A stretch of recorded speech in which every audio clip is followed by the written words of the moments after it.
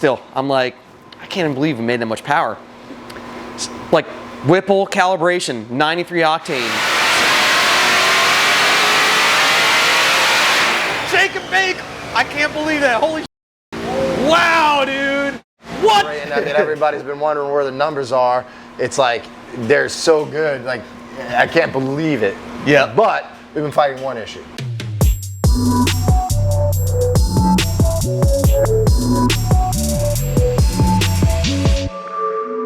What are we doing, guys? Down at Palm Beach Dyno with our 2024 Mustang GT. It's dyno time. You guys have seen tons of content with this car already. We've got the Gen 6 3-liter Whipple Supercharger on here. Everyone's been asking where the track times, where the dyno numbers at and stuff like that. Well, I guess it's time we finally find out what this car is gonna make. So last time we were down here with this car, we did some baseline runs with it, stock. The only mod we really had on it, which would make power, would possibly be the double H-pipe. The car, to me, was kind of a little bit of a letdown. We didn't crack 400 wheel horsepower. It only made 396 wheel horsepower. So now we've got the Whipple on here. I'll tell you what, I've been driving the car on the street. It feels good, it feels potent. We've got the 3.75-inch pulley on here, supposed to make 12 pounds of boost, and yes, it's tuned. I know a lot of people out there are saying, hey, you can't tune these cars. This does have a tune on here. It's from Whipple Superchargers. It is their calibration, which will be 50 state legal for this kit. The Whipple Stage 2 kit comes complete with everything you need to bolt on the vehicle and tune it to drive away and make lots of horsepower. I'm hoping to see 700 plus wheel horsepower with it. That'd be a big jump from our factory. You know, 300 wheel horsepower over a factory is a good thing. And honestly, this car feels awesome. So along with that kit is gonna come the supercharger, the intercooler, all the goodies. It also comes with larger injectors, which are off of the 2020 GT500. And that lovely looking inlet system, which is dual air boxes to a single throttle body. I know there's been some awesome memes out there regarding that, but it actually doesn't look that bad. And again, we know Whipple has done a ton of testing on this vehicle. The airflow models show that there's no loss in any type of restriction from airflow or anything like that, so we know it's gonna make power. Whipple's supported up to 2,000 horsepower before through a single throttle body, so all the naysayers that say we need to have a dual throttle body on there to make power, that's not the case. So the supercharger kit was installed by Lujan Motorsports, my man Willie the Wizard. He actually did the full build on this car. He installed the supercharger kit. We've also got some other mods on here. We've got some Kooks long tube headers. They're 1 7/8 inch headers. We've also got a Corsa double H-pipe, along with the factory axle back on here, which is the active exhaust. We've got a QA1 carbon fiber drive shaft. We've also got some G-Force Outlaw axles on here, which are rated up to 1,500 horsepower.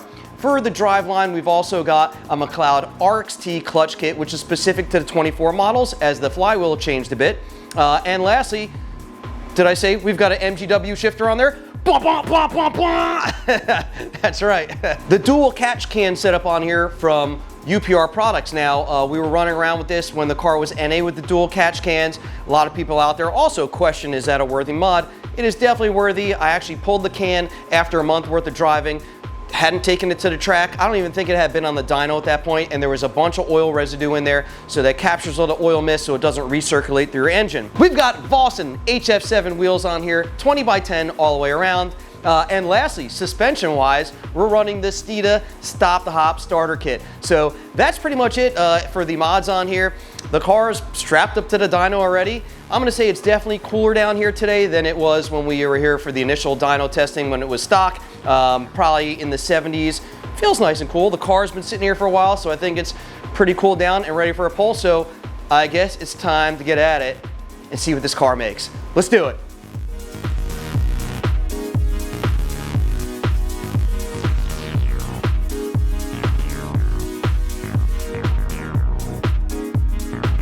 Just a couple more things about the car real quick. This is a manual car. It's got the MT82 in here. We are running 93 octane in the car as well. So, you know what? I usually don't get nervous, or maybe I do get nervous. I'm a little nervous about this one. I just want to obviously meet everyone's expectations of what this car should make supercharged. There is a lot of talk, you know, about S550 being better, which gen, you know, Coyote is better, and here we are. I think we're one of the only people out here to be doing a dyno test on this car other than Whipple themselves. So I don't want to let you guys down. Let's keep our fingers crossed. Hopefully make some power. Let's do it.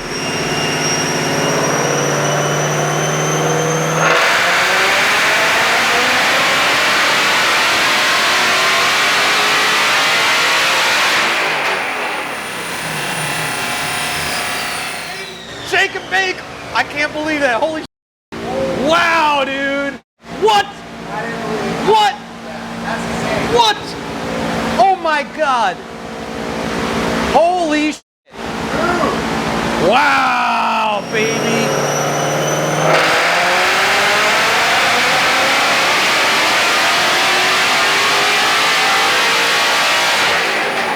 Probably close to 750 at full RPM at least. That doesn't even seem realistic, but I mean it is. You just did it. Wow! Whipple, baby! Oh my God! Dude. Also, just want to note that we did put a Grip Tech supercharger pulley on there because we didn't want to deal with any belt slip, nothing like that. So Grip Tech makes an awesome product. We've been selling their stuff for many years. I use it on all my cars and trucks that have Whipple Superchargers on them, and it helps to eliminate belt slip, which obviously relates to power loss. So there we go. We've got the 375-inch Grip Tech supercharger pulley on there. Grip Tech, thank you, Drew, appreciate it. Still, I'm like, I can't even believe we made that much power. Like Whipple calibration, 93 octane, 6-speed manual, 740 plus wheel horsepower. Unbelievable. Unbelievable! But wait, there's more.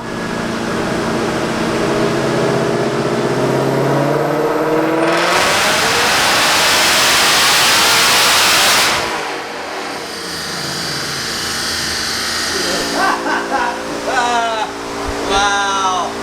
Look at how perfect that graph is. Unreal, dude. There you go. Wow. Wow.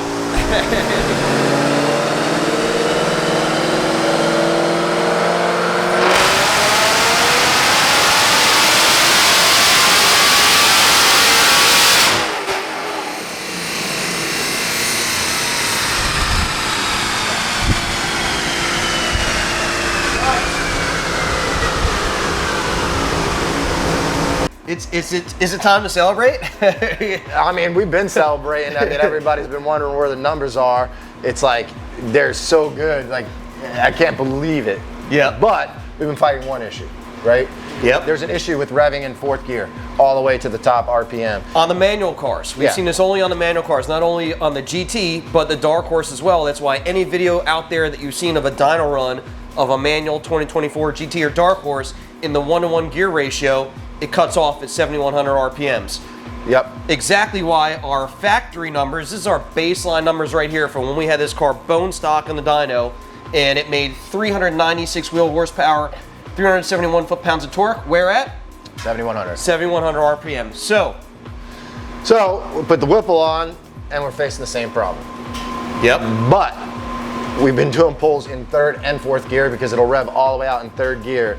And the numbers are just absolutely insane in third gear. Absolutely insane. So let's start there because that revved all the way out. 781 and 588. Obviously, that torque number is low because it's in third gear. So what we can do is, first off, we don't need to sugarcoat those numbers at all. 781 is absolutely insane on 93 octane. But in the fourth gear pull, it made, because we couldn't rev it all the way out, it made 763. This torque number is now accurate at 627. But if you look over here, fourth gear, as it should be, is making way more power than third gear in any RPM. So if you go up here and look at that. Look at that graph though, man. Yeah, it's insane.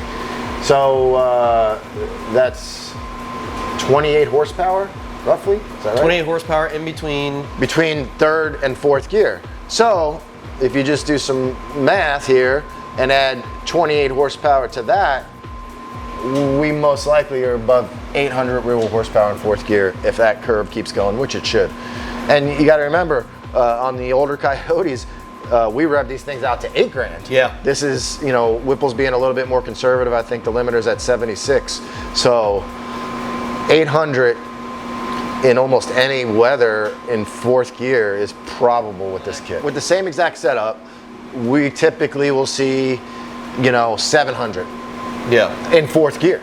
Maybe on a stick car, maybe 710. And that's revving out all the way as it should because they don't have this limiter at 7,100, the issue. And higher than even where Whipple has the rev limiter at 76. We usually rev them to 8 grand. Yeah. So, I mean, again, you don't even have to sugarcoat it, explain it. 781 in third gear. Yeah. Sick. I mean, it's Ridiculous. And we know that Whipple is working on the fix to obviously figure it out. It's got to be something in there hard-coded from the factory, just like we've seen. Again, the fact is that our baseline, we couldn't get it to rev over, 7,100. That's the limit. Yeah. The other thing that's real impressive to me is how smooth the curves are. Like, absolutely awesome. When we're making 700 horsepower on the Gen 3 and earlier, it's sometimes not this smooth on 93 octane. They spent a lot of time on this calibration. I talked to Dustin about it, and he said this is the most advanced cal they've ever released. And sometimes people are pretty proud of their stuff, but the proof is in the pudding. It worked. I mean, it's running insane. They did a lot of individual cylinder tuning and adjustments that they don't always have time to do. Air modeling, right? Torque management, all this stuff. I would think this is probably the most powerful 2024 Mustang GT in the land right now. So, I mean, I don't know anyone else making power like this. The biggest thing is obviously the ability to tune these cars as well, right? Yep. And the other thing to remember, talking about the rev limiter limit, this is only in 4th gear, which you're talking at 160 miles an hour plus. Yep. So, if you want to take it to the half mile, that might be an issue. You could shift to 5th. Yeah. But for most people, it's really not an issue. Yeah. 160 mile an hour is, pretty equivalent to what, an 8-second pass, right? Yeah, that's an 8-second pass all day So long. there's no way that I'll be able to, obviously, this car isn't going to run 8s making this type of power. So that limiter really won't be an issue. Yeah, see, so here's the 4th gear by speed, so it's actually 155, which is where we think there could be a hard-coded factory speed limiter.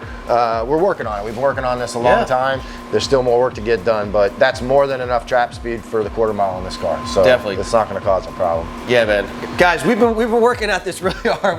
We spent a lot of time on this. I got to definitely thank Ken from Palm Beach Dyno for not only letting us obviously use the dyno, but also his basically his input, his experience over the years in tuning and looking at calibrations and seeing what's going on. Working with Whipple to try and help us figure out, hey, what is the issue? Why is it at 7,100 in 4th gear doing that? Still haven't figured it out, but we've got nothing really to be ashamed about because these numbers, even with that, that 7,100 in 4th gear, 763 wheel horsepower in 4th. Yeah. And then the 781 in 3rd just shows the capability of this car. When we have another 700 RPMs to rev out 4th gear, it's going to be making even more steam. Those will be the real numbers that you see. Yeah, I mean, most of the time when you're in this situation, you're like, man, we have to make it work in 4th gear because the numbers are going to be crap otherwise because we're in 3rd gear. Yeah. But the 3rd gear numbers are insane. Yeah. Even if you consider those 4th gear numbers versus the old car. I mean, and also, hey, guys, we're doing this through a single throttle body. It just goes to show that Whipple did not need to design the kit with two throttle bodies like everyone was saying. I mean, Whipple was saying from the beginning that single throttle body design is able to support up to 2,000 horsepower, Yeah, I mean, when you look at the graphs, they don't turn over at all, which is what will happen if you have a throttle body restriction. You're going to have an inlet restriction. Every one of these graphs, well, the 2 Whipple graphs, they're making peak power at where we hit the limiter. Going straight up, man. I mean, theoretically, if you revved it to $8,000, it might keep climbing. Who knows? Yeah. I mean, I think obviously, once we get that ability to rev it out fully, we'll see some other numbers. But hey, maybe that'll be part 2. Honestly, I mean, this is just on the 375-inch pulley. We've got some headers on the car, an H-pipe, and a Whipple Gen 6 3-liter kit with their calibration on this, which will eventually be 50 state legal for you guys that have purchased kits. They're going for full certification 50 state. So ridiculous numbers. Part 2 though, right? Hopefully we get that 7,100 RPM limit in 4th out of the way, which I think they'll be able to do. But also the plan is to pulley it down. We've got a 3.625 pulley. We got a 3.5-inch pulley, and we're going to mess with some other fuel types like E30, something like that. Yeah. And the real important thing to think about is we don't have tuning for 2024. I can't personally tune the cars. Nobody out there can tune the cars except Whipple right now. And a lot of the times that leads to like a compromise, like, oh, I'm not going to make I got to run the included tune. It's not going to make as much power, but this is making record-breaking power. It's making solid power. Yeah, on the included tune. Yeah, which is awesome. You guys out there can be super happy, guys. Yeah, definitely. Hard, man. And that's one thing we haven't talked about is we've done a million dyno pulls on this trying to figure it out. And the calibration, you know, Jared's been getting here early to get the car cooled off, but it doesn't really seem to matter. Yeah. Like it just, every pull, consistent. The intercooler works so good, it doesn't really affect the power that much. Yeah, I think we're on what dyno pull number 35 or something like that. But Probably. You know what? That's what you got to do when you know, we're helping out Whipple, testing it. I mean, this is, you know, they haven't started shipping production kits. This is pretty much one of maybe 4 or 5 kits that are out there, and they're all people who are involved with Whipple, trying to help get data for them, make sure everything's working well. We put a lot of dyno pulls on this thing, probably 35 times or so, going 160 miles an hour on the dyno here. Ken's looking at that, we're probably closer to 40. Yeah, 40 pulls. Yeah, we were real adamant about figuring out that RPM thing. The whole point was obviously to be here, wrap this up for you guys, have that 7,800 RPM limit, and the you know, crack that 800 wheel horsepower number, which is definitely, you know, dude, not unreasonable to expect. I mean, it's there in range. I mean, 781 plus the difference in 4th gear, it's way more than 19. We only need 19 peak horsepower to beat it, so I'd say 800's there. But once we figure out the RPM, we'll throw it back on the dyno and we'll actually show you the graph of it making 800. And then we'll do those other the smaller pulleys and stuff, show you what this blower is capable of. Remember, we're just scratching the surface here. That's the pulley that comes on the kit from Whipple when they ship it. Yeah, the calibration. Exactly. This is not some like shop build ringer. This is the kit that you get exactly right here. Check it out. Whipple. Grip Tech, 3.75 inch pulley in there. That's the 6 rib setup on it, and their kit, how it comes, just like this right here. Yeah, no tricks on like crazy race air filters or nothing like that. This is just exactly how it comes. Pretty sick, man. It's amazing. Did a wonderful job. Thanks, Dustin. Wonderful job out there. All the guys involved in setting this thing up and getting it going, man. Ken at Palm Beach Dyno for helping out, making tons of dyno pulls. And again, all of his input, his experience over the years on trying to figure things out. And I mean, there you have it, guys. It's friggin' impressive. I'm happy. So there you have it, guys. Mustang King and Ken Bionis of Palm Beach Dyno wrapping up our dyno testing. This is part 1 for our 2024 Mustang with the Gen 6 3-liter Whipple kit. Ridiculous. I mean, I'm speechless. It's awesome. You guys definitely check out the video. Leave a comment below. Let us know what you think. Make sure to hit that subscribe button and stay tuned for part number 2.